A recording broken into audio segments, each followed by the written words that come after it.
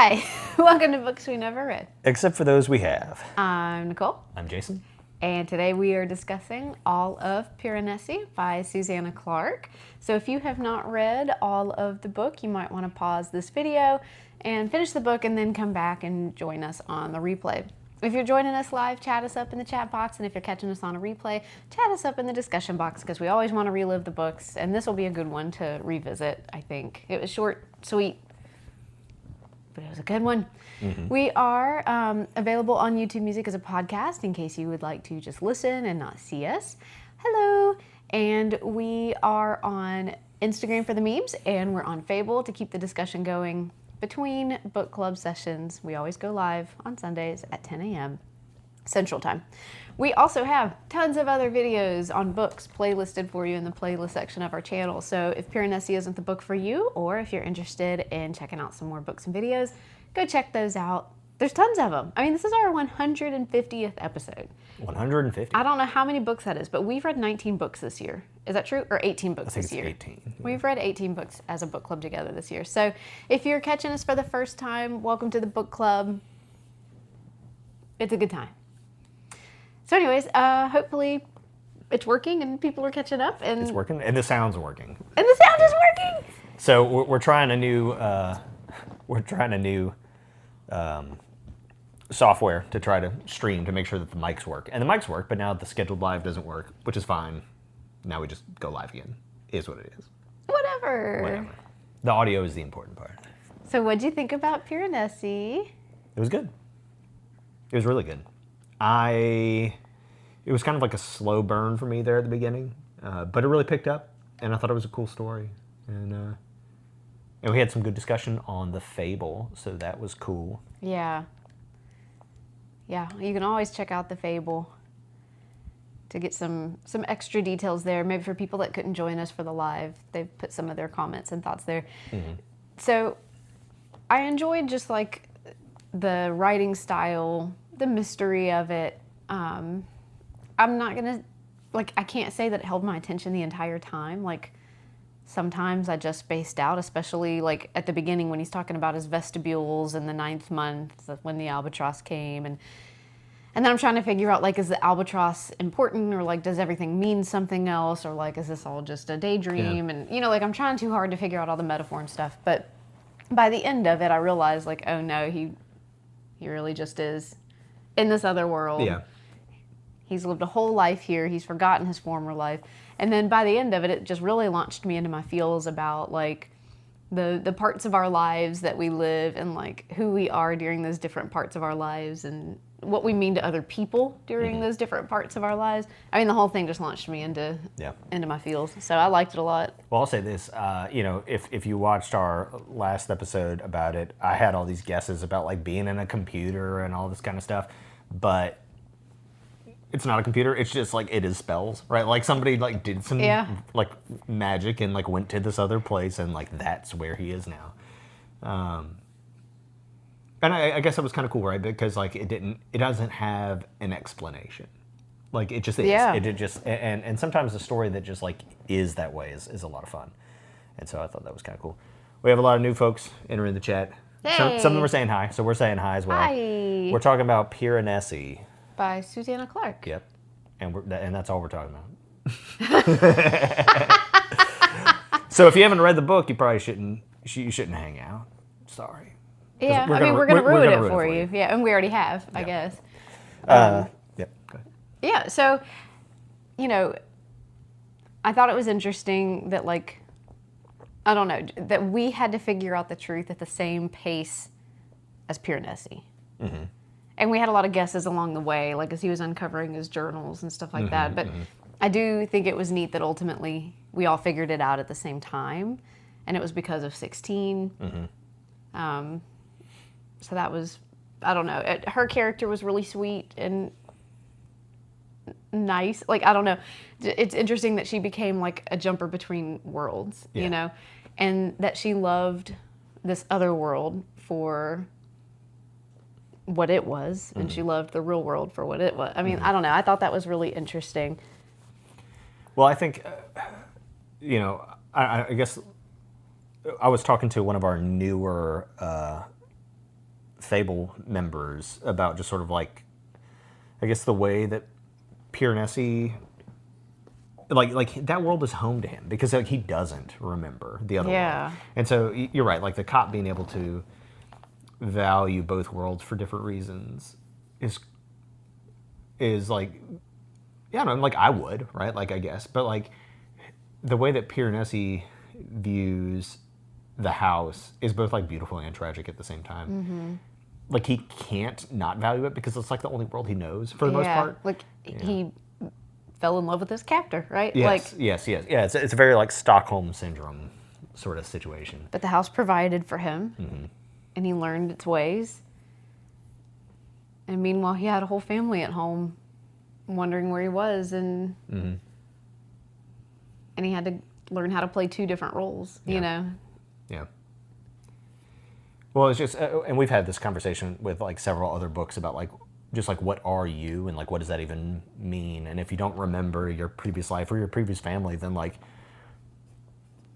I know it matters to them, but like it doesn't matter to him. And he does it like just sort of out of kindness. Like, sure, I'll go back and see them, which I thought was really amazing. He like literally chooses to leave his entire world to like go help some people like have some closure, I guess, you know?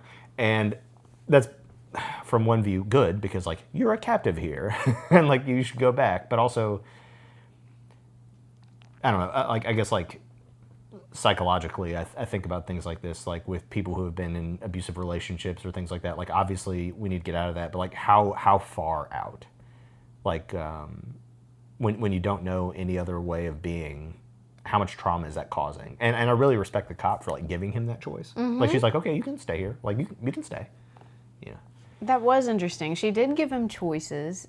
She was very delicate in how she approached him with all of this information and like, hey, you've been gone for, you know, a long time, and you do have a family waiting for you. And she was very like gentle with him when he like put on all his little shells and stuff in his hair, and she's like, you know, that might not be a good look, you know. The comment he makes, he's like, clearly she's blown away by all my nice stuff. But she treated it with a gentleness that was very shocking. Yeah. And also she was like, you kind of made it hard for me to rescue you. You kept deleting my messages. Yeah. Well, so we also, you know, so we meet like the original like guru guy, right? Yeah, the prophet, right? The prophet, yes. And we find out that like he had like kept this dude, he basically did this before, right? He had kept a dude captive, and they thought they like discovered him in the basement, but that's not really what happened. He was really in the house.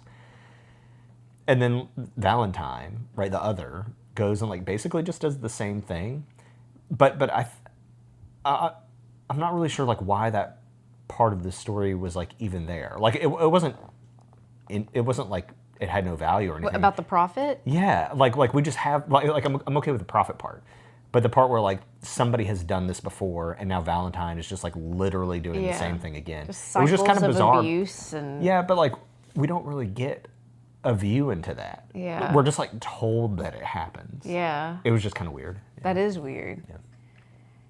The chapter where we actually see, what is his name, Michael Rose Sorensen or whatever, be taken by Valentine, and the laugh that Valentine has when he realizes that he's like trapped him into this world. I mean, it was like so traumatic. It was horrible. Yeah, but like it was just their obsession, like this world destroys your mind, and so they're just like literally chucking people into the grinder to make them do the research or whatever. Oh, and they did realize who all the other people were. They were able to like name them. That part was kind of weird too, right? Because like so it all makes sense in reference to what Lawrence, right? That's the prophet's name ultimately. They're all like his students, and so was Ketterly. Yeah. But yeah, they're just like people that didn't make it out. Yeah. And it's interesting too, just in terms of like perspective, and you know, when Piranesi only knows this world that he lives in. I mean, it is filled with tragedy. These are murdered students, and he is the next one. He just happened to have like still made it. Yeah. But he's created a whole new narrative for them. And, you know, this is the folded over child, and this is the hidden man, and this is the, you know, and he protects them and cares for them and moves their bones when the tides are coming in. And I don't know, that's very interesting that, like, the evils of the world are only there if you let it in. And because he didn't know about it, he didn't know that they were murdered. Yes. He created a narrative around them that was positive and loving, protective. Well, he creates a narrative around the house, which is like Yeah. kind of, I guess, what my next point was going to be. I hadn't thought of it from like the negative perspective, but he does all this stuff about like the house provides, and like that's not true. The house just is. Right. But he does so much to personify the house. Yeah. Because it matters so much to him. But like we do this, right? Like he's just doing his thing in another world, but like we do this with the world, right? We imbue everything with meaning, and like, oh, it gave me this, it gave me that. No, and literally, half the time it was the other giving him stuff. Yeah, he had anyway. nothing. He didn't have any shoes, and his clothes were all ratty and torn up, and yeah, the house wasn't doing him any favors, but he saw everything as a kindness and as a blessing, and as it being his world that he belongs in. But the world is unfeeling. Yeah. And it's all,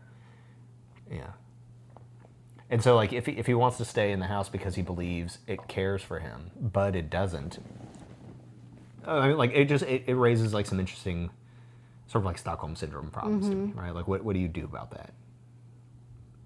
If it's not true, but it gives somebody comfort, and if they're, like, a prisoner in this situation, right? I mean, like, it makes me think about cults and things like that, right? Like, I don't want people to be abused. Right. But like, so the question then is like, how far removed, or like, how do you do that in a helpful way without just like yanking somebody out of their situation? Right. Yeah.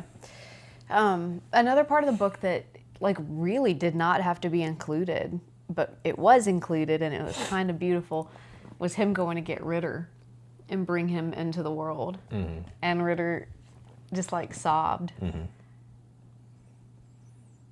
You know, and just this, you know, this reality that I'm sure Ritter wasn't even sure if he had imagined it or not at this point, you know, and it had been ripped from him. He's now back into it and knows that it's real and that he can come anytime he wants. And Yeah. This is the reverse Wizard of Oz. Like, there's no place like home. In this case, there's no place like the Land of Oz, right? Yeah. Well, yeah, so I hadn't thought about that, right? Like, he goes and... I mean, because that's, like, literally the last piece, and so I wasn't really paying all that much attention by that part. It was such a weird little add-in. But, again, it shows, like, the innocence and kindness of Piranesi. Because he's thinking, you know, about how he feels and how he has to go back into the real world and he misses the house, and he thinks about Ritter and how he must be feeling, just devastated that he can't get back.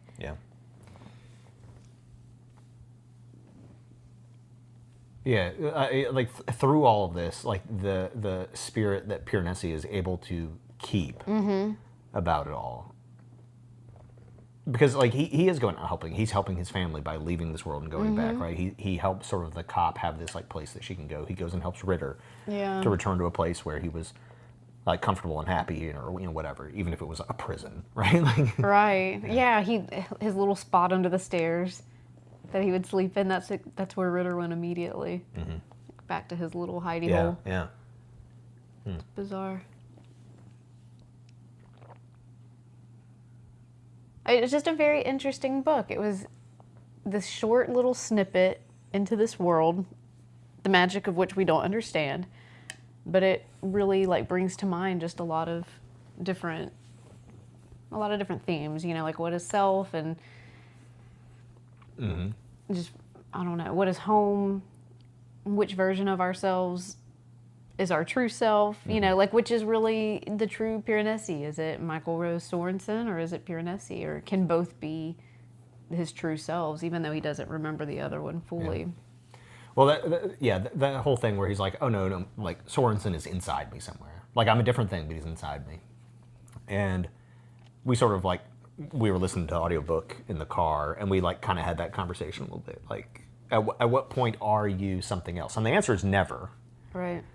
And part of the problem is like the way that we think about self. We think of self as like a static thing rather than like a state of change and a state of like adaptation. And if you're new to this channel, to like trauma and trauma reactions, right? like that is what a person is, right? Yeah. But you know, he is Sorensen, but he was also like, and so then let's flip it on its head, right? Like, was Sorensen Piranesi? And I think the answer is probably yes. Like that, something in him had to be. Something in him He had was to have that kind of mindset.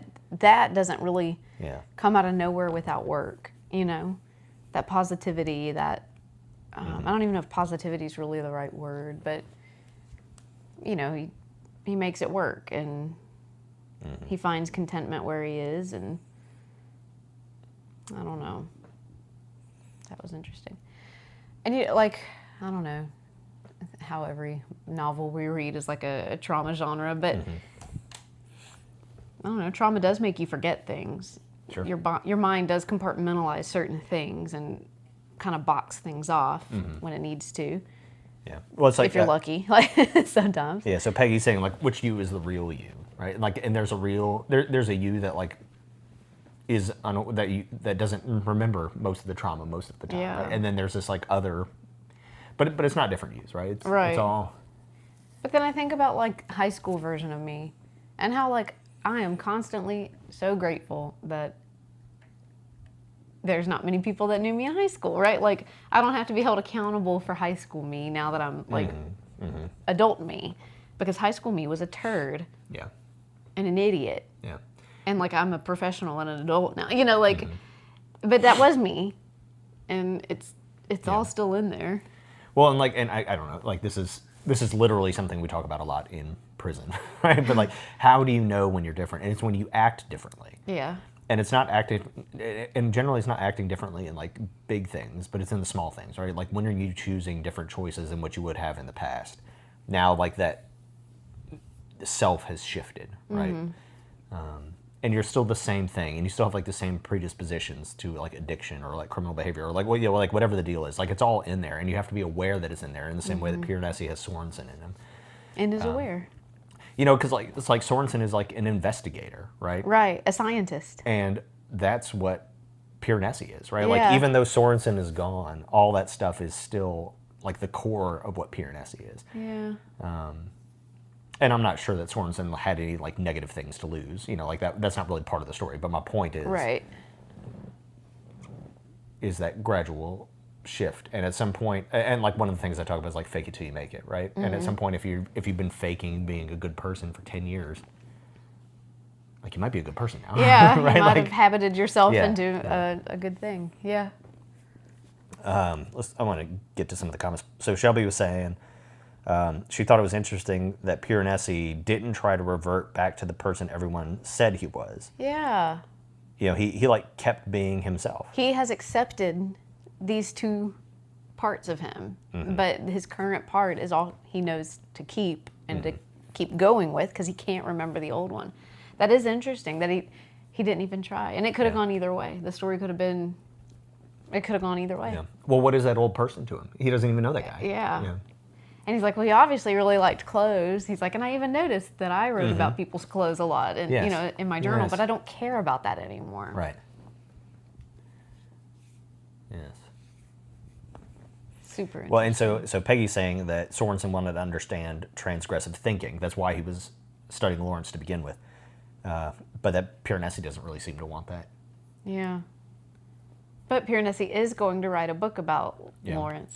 Well, and so the other thing there too, though, is like I'm not sure that Lawrence is a transgressive thinker if this world is real, right? Like if that part is true, Right. you know. And so like I guess you know part of one of the themes of this book is like you know there are people that see the world differently than ourselves, and we go out and like judge them, right? Like that's where Sorensen comes from that point of view, right? And then He like, is- whoops. Yeah, like this was real, right? And he got trapped there for And 20 now years. he views the house as sort of the real world or his world. He views Mm-hmm. Piranesi as himself, even though nobody else does. But it's still just as like valid. And so in some way, he sort of ends up what other people would probably consider a transgressive thinker. You know? Interesting.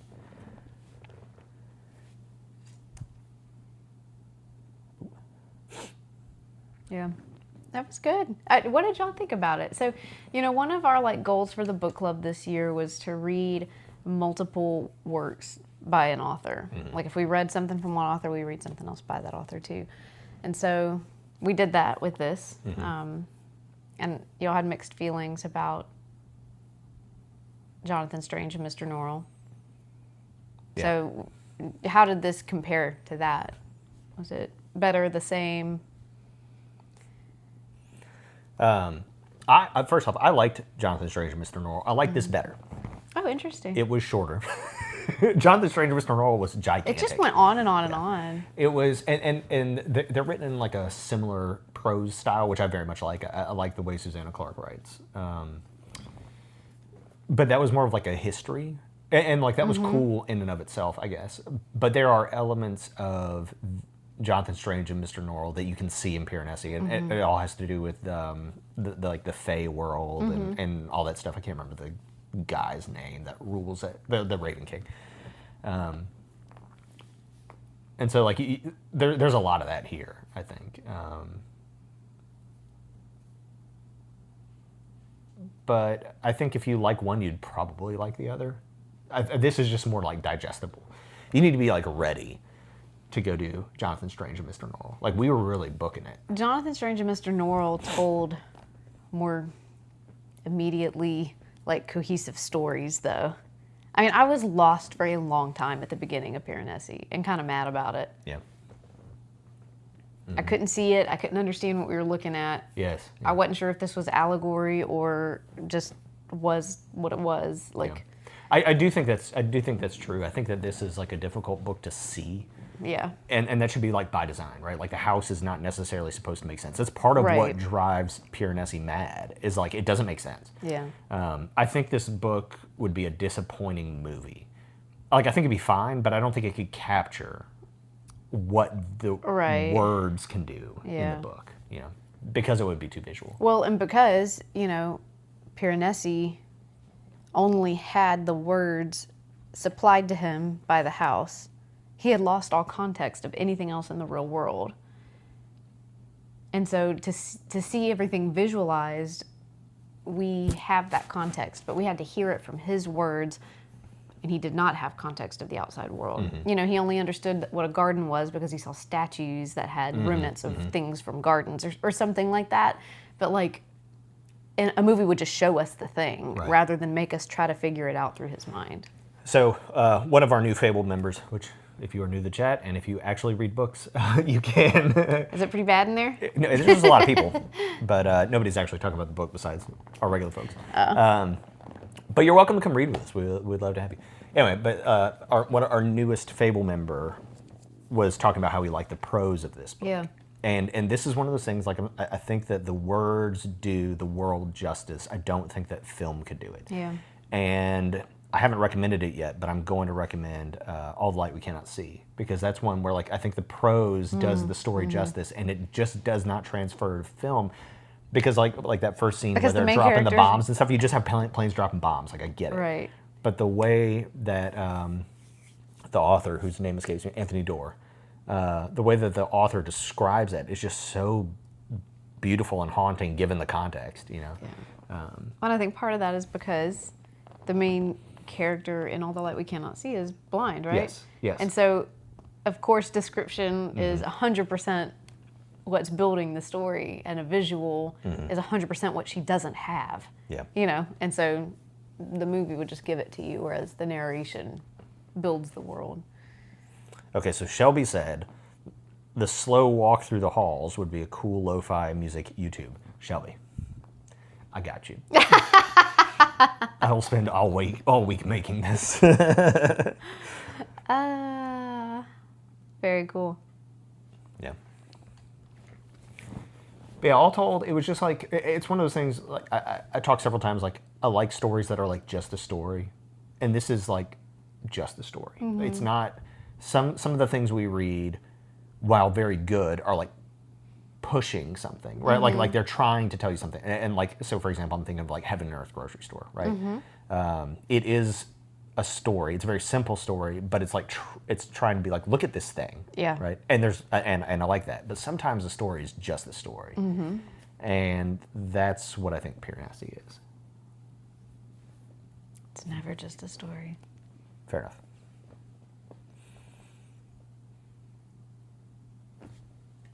Did he rename himself? Because, you know, he said, he told 16 that his name was Piranesi, but that now that he thinks about it, it was probably Huddley making fun of him. Yeah. And she said, I think so too. Yes. Did he rename himself? No, I think he ended up keeping it. At some point, he introduces himself to somebody, and maybe it's her, right, to the cop. But he says, like, that's what he called me. But yeah, it's making fun of him. Yeah.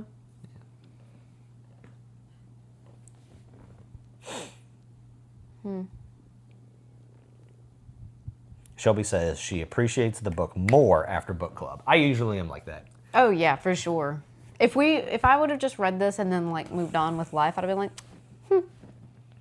that's fine, you know. But the fact that we have to talk about it and we pick some things apart and like we do each take something different from the book and. Well, like, and I had like my 3 points I wanted to make, but now that we're here, like I'm thinking of all kinds of extra stuff. And, you know. It was good. Yeah, for sure. It made me feel feelings. Yeah. Yeah. I honestly don't have all that much left to say. It was a short wee read. Yeah. We're looking forward to the next book, The Name of the Rose, which is going to be different. Hopefully. Peggy says it was a 6.7, Piranesi. It's a relatively low reading, but for us, but it's not bad. Yeah. Not bad. There was a Instagram reel that we saw after we had chosen this book.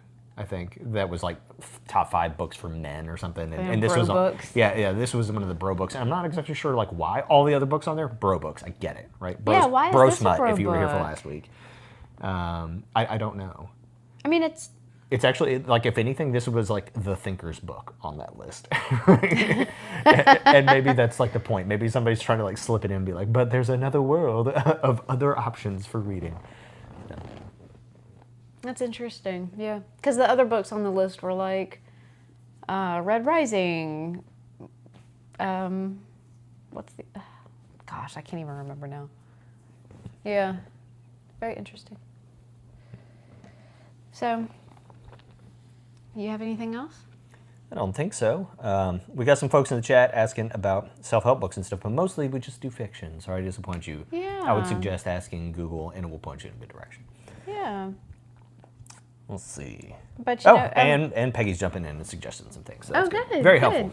The book club can do what I cannot. And, you know, there might be something in Fable, I mean, like where we can kind of collect some other things outside of the book club that we read. That's a good idea. You know, at least on our personal accounts within Fable, you can follow us, be our friends. I don't know how it works. There's a way that you can make friends in Fable. Somehow. Whatever. Whatever that means. Yeah. But yeah, we do, if you're new to the channel, we do read fiction. So far, everything that we've read has been fiction. But all kinds. We read science fiction, historical fiction, fantasy, sci-fi. Yeah. So Shelby's asking, when does the new book start? The new book starts today. We have not actually broken it up yet. We'll break it up. We'll send out a syllabus hopefully this evening. Yes.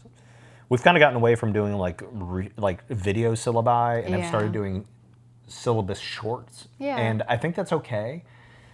Because I think ultimately what we need is the syllabus to be written down so you can come back and reference it. Yeah. And so I think the syllabus is officially going to live on Fable, and we'll put out a short that is the syllabus. I think that's a good way to like tell people, oh, hey, here it is. But if the core of the club is on Fable already, then that's an easy place for you to go anyway and see what your reading is supposed to be. The video is just like extra work. Mm-hmm. Well, and if we can't schedule lives, That's true. we can't. It like putting the words there doesn't do anything. You know, we can't put them there. Yeah, we'll figure it out. But anyways, yeah, but we'll plan to break that up into 3 weeks, we think. Mm-hmm. And so we'll read the first third, or discuss it, and discuss the first third next Sunday. All right, so folks are saying they like the syllabus on Fable. That's a good idea. Okay.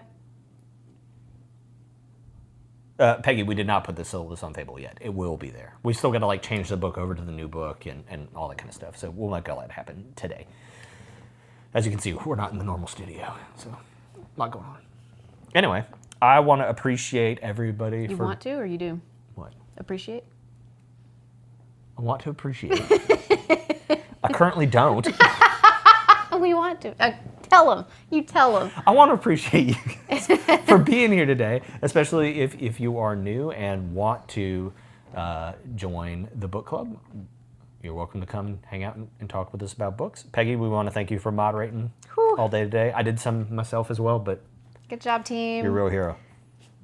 So anyway, let's go ahead and end this, and we will see you guys same time, same place next week for The Name of the Rose. No clue what the author is, but we'll figure it out. It's very Dan Brownie. All right. Brownies. See you. Happy reading.